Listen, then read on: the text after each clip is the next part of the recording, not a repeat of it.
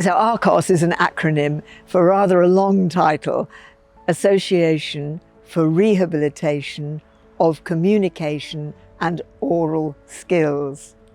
And we deal with people who have a range of conditions. We're not a single condition charity, but the common denominator of our clients is usually the fact that they have a communication problem and or a swallowing problem. Some of our patients are very vulnerable. They're wobbly because of conditions like cerebral palsy or stroke or other degenerative diseases like Parkinson's and motor neuron disease. So we see a range of people, and many of them can benefit from sitting astride a moving piece of apparatus, which is essentially what the horse riding simulator allows us to do.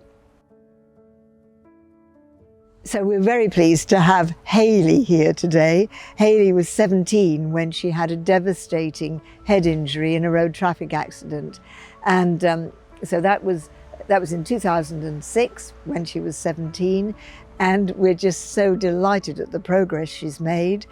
And here she is, a mother now with a 2.5-year-old son, Oliver. And although she doesn't really have true voice, her oral movement has been so well developed because she is amazingly motivated. She loves horses. She was introduced fairly early to riding at Middleton Park riding stables, and Middleton Park really have given her such an amazing experience on real horses. I don't think they have a horse riding simulator, but she has certainly enjoyed coming to ARCOS and riding Hero and finding that she could control Hero using her legs, her feet and legs to operate the sensors and changing his pace and so on. And it's Hayley who's had her first jump at Hartpury on the Hartpury simulator that's a little bit more advanced than Hero, where she can see screens and go over jumps and so on. Here's Aidan. Aidan has become a really rather professional rider. He takes part in dressage competitions, the RDA competitions, including at Hartpury. And as you can see, he's got a certain poise. And now he's recently started working voluntarily in a horse riding stables. And he can thoroughly enjoy working with real horses.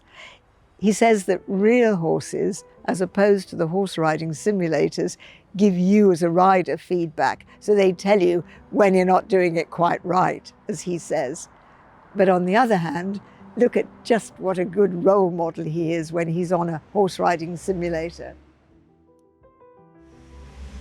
Poppy here, you can see, Poppy has cerebral palsy, and we've known her since she was a very small child, since she was first admitted to primary school. In fact, that's when we first met her. So it's been marvellous to see her grow, develop, attend mainstream school, and now she's at Malvern College taking her A-levels, and she too enjoys the position on a real horse. And here she is on Hero, where she's finding out again just how useful it can be to sit astride, to come up straight, to come forward, and to move independently. We say selectively, arms, and turn and move her trunk. Because one of the problems of being in a wheelchair, as much as Poppy is the way in which you do tend to get into a rather similar position, so you can rather solidify.